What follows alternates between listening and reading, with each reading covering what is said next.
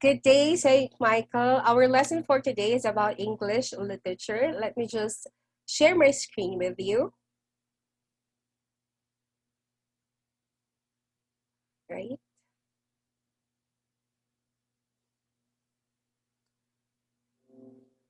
Again, my full name is Miss Ana Corina Natividad, but I prefer to be called Teacher Bebet or Miss Bebet or Miss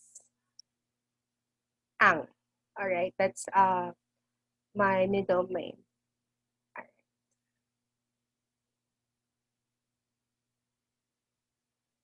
Okay, here. So if someone asks you about English literature, he or she may immediately think of whom? What do you think? Of course, it's going to be William Shakespeare, right? And there are many works that he made, specifically about his famous plays, and which are adopted and studied in schools and theaters. Right? However, English literature began way before Shakespeare was born. English literature's result of growth and development because of the rich history and changing perspectives throughout the centuries. And this era was considered a response to the one before it. These are the different writers, right, or and other literature that we, all right, know. Maybe you're familiar with some of them, and maybe you're not. So here, some are Edgar Allan Poe, George Orwell, Richard Wright, right? Dante, Macbeth. Those are the writings are of the famous writers. Canterbury Tales, right? All right. So at the end of this lesson, you'll be able to identify the characteristics of English literature, distinguish the differences between works of literature from different literary periods, and demonstrate understanding of the evolution of English literature. We will have 4 lessons. First is about Old English and Middle English, and the second is about Elizabethan literature. Third will be about Romantic period and the Victorian period, and fourth is 20th century literature. So let's discuss first Old English literature. England, Scotland, and Wales are the geographical states that comprises Great Britain. Together with Northern Ireland, the country is known as the United Kingdom of Great Britain and Northern Ireland. In these lands were born the literary works that would help mold literature into what it is today. So the works before would be about religious copies of the Old and New Testaments of the Christian Bible. And the important personalities in the old literature are Saint Bede, Alfred the Great, and William the Duke of Normandy. If we talk about prose and poetry, all right, because of the foresight of various monasteries across the centuries in Britain, most Old English poetry survived through these 4 manuscripts. All right. So the 4 manuscripts would be Beowulf, Exeter Book, Junius, or Credmon manuscript. And also the Vercelli book. There are patterns of four stressed. Like for example, we're talking about here about poetry, all right? About poetry,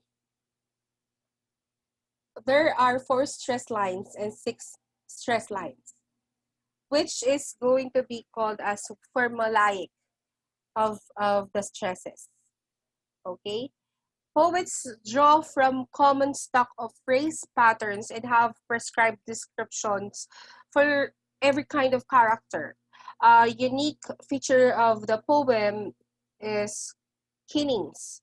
It's a type of figurative language that poets use instead of a noun. Like for example, it's two words with hyphen, like swanbro. All right. So what about prose? The earliest prose work was written in this period, which is the Law Code of Kent, which dated 597. Other prose that was written are about wills and charters. The term Middle English literature was first created to mark a period in the development of English language.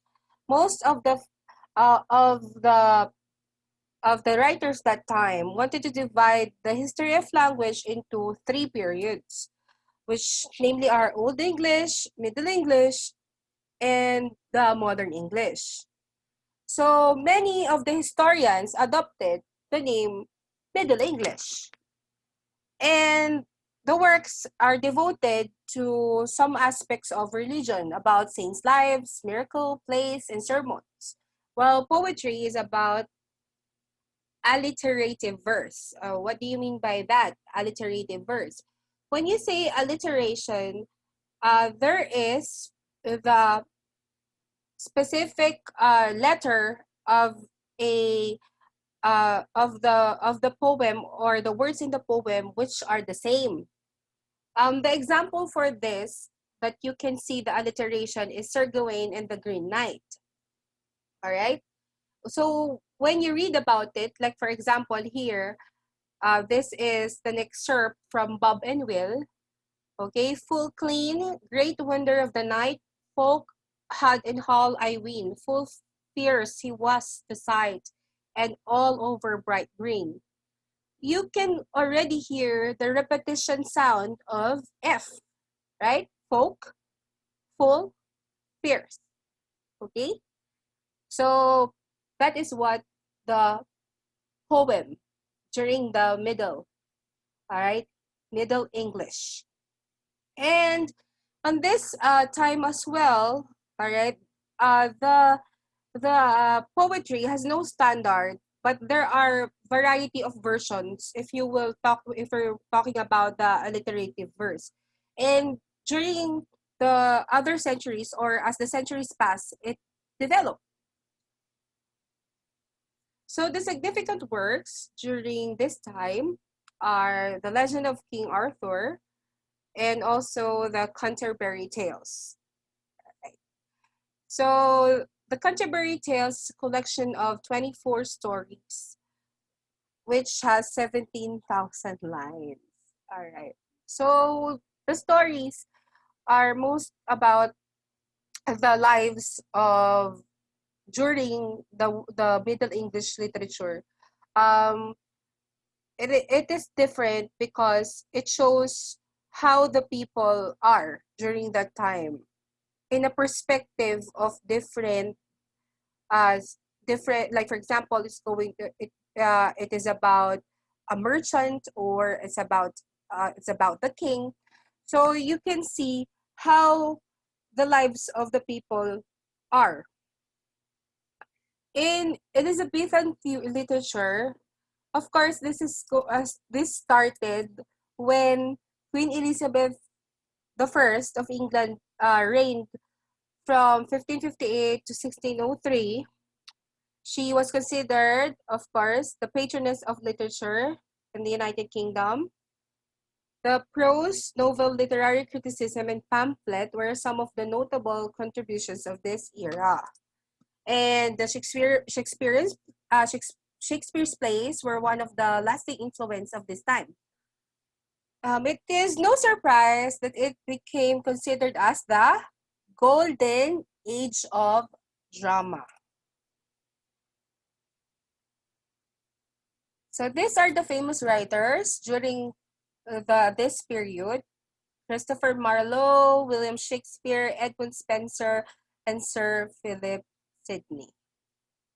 Okay, as you can see here, um, Christopher Marlowe usually writes about here the passionate shepherd to his love. So it's more about love, right? As well as William Shakespeare talks about tragedy, and Edmund Spenser also writes about the same topic as well, right? So most of them talk about, if not love, about a tragic ending, right? About a certain character, and most of the time it's going to be one character is from the higher part of the society, and the other one is from the lower part of society, something like that. If we talk about sonnet and blank verse, sonnet was introduced to England by Sir Thomas Wyatt and Henry Howard. All right.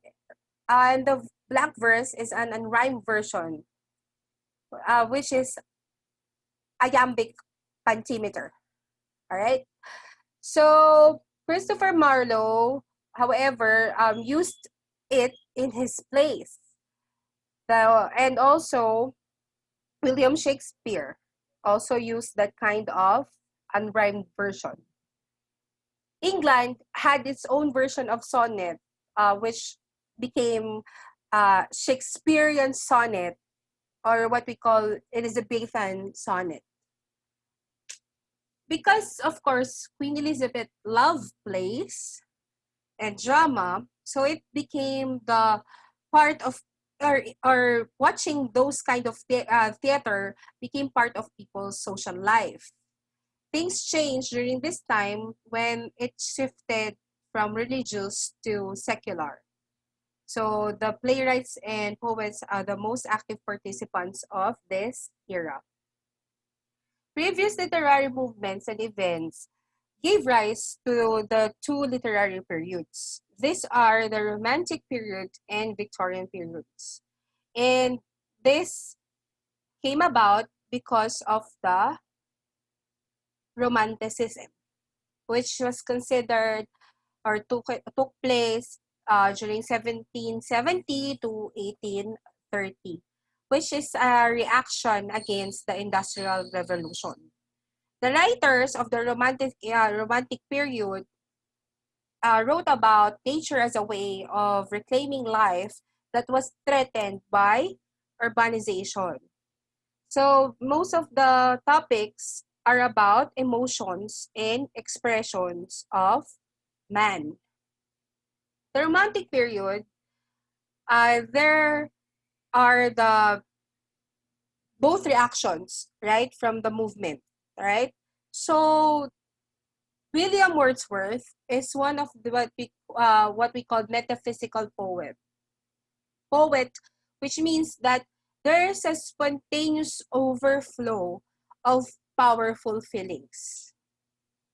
If you will try to read his works, all right, it will show how obsessed the writer, showing the originality and authority, rather than following the man's rule, which is in contrast with the Old and Middle English era.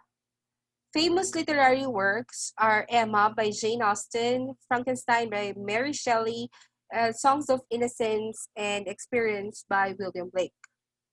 This is one of the poems, sorry, one of the poems of William Wordsworth. So I will read this. My heart leaps up when I behold a rainbow in the sky. So what is when my life began? So it is now. I am a man. So be it when I shall grow old. Or let me die. The child is father of the man. I could wish my days to be bound each to each by natural piety, right? Very beautiful. So the next period is called Victorian, which is from 1837 to 1901. It's the reign of Queen Victoria. And it was characterized by a decline in religious belief and novelists' writings about the hopeless status of humanity in the modern world. It was seen through the lens of realism, and writers during this time wanted to change the chronicle struggles during the period. Its language was restrained. Unlike the carefree and emotional romantic period, this time it is deliberate and careful, using irony to challenge the readers, as well as using long and complicated plots to the novel. So, an example or one of the very, very famous works is from Charles Dickens, which is The Tale of Two Cities, which tells about, okay, Dr. Manet, his 18 long imprisonment in Bastille in Paris, and he's released to live in London. All right. So with his daughter Lucy. The other is Jane Eyre by Charlotte Bronte. So this is about, it's actually uh, a love story, but also with tragic endings. One with mystery in it. It's about the love for Mr. Rochester, okay, who is the master of Thornfield Hall.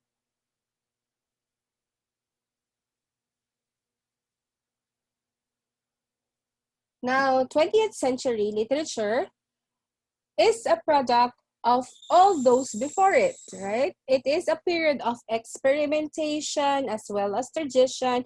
Most of the writers in this period continue to challenge us to see the life through a different perspective.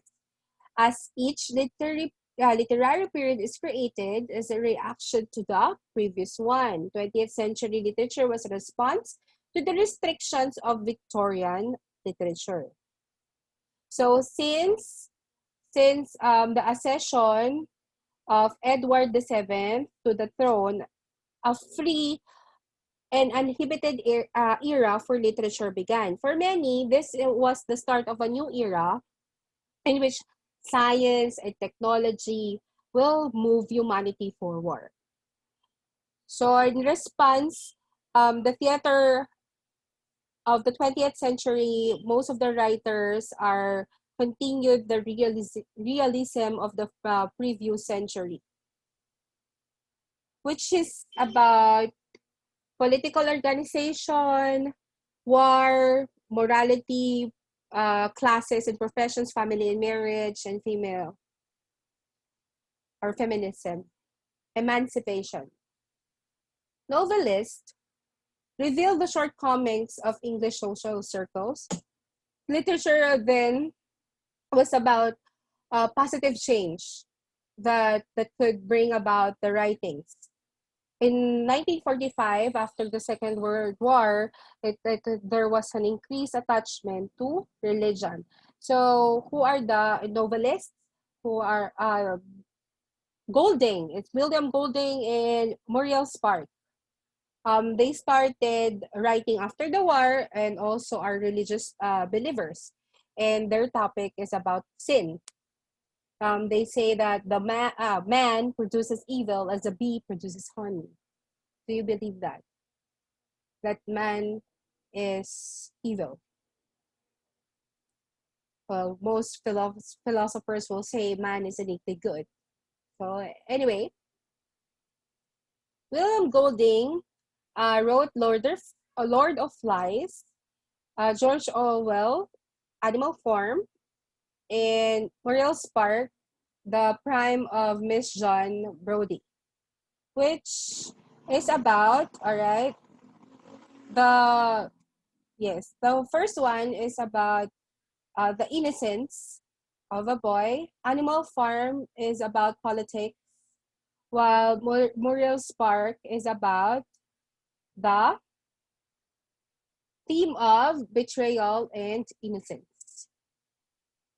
So we have two activities for this lesson. The first activity is very easy. That's you have to answer this until October 30. It's just four questions, and you can answer this briefly, which means it's okay with me if you're going to answer 3 to 5 sentences. First is, how would you characterize Old English poetry? Two, why was the Elizabethan era considered the golden age of drama? Three, what do writers of Romanticism wrote about as a reaction to the Industrial Revolution? And fourth, you just have to describe the beginnings of 20th century literature. I don't need, again, long answers. Short answers may do. Uh, this is going to be 5 points each. So that means it's going to be 20 points for the whole activity. And then activity number 2, this is going to be a literature analysis. So what you're going to do is you're going to analyze a literary piece anywhere from Old English, Middle English, Romantic, Elizabethan, Victorian, 20th, whatever era you like, all right? As long as it's from the English literature. So which means that any literary piece may be a novel, maybe a poem or a sonnet, whatever you like. And your role is you're going to pretend that you are a young literary expert and writer.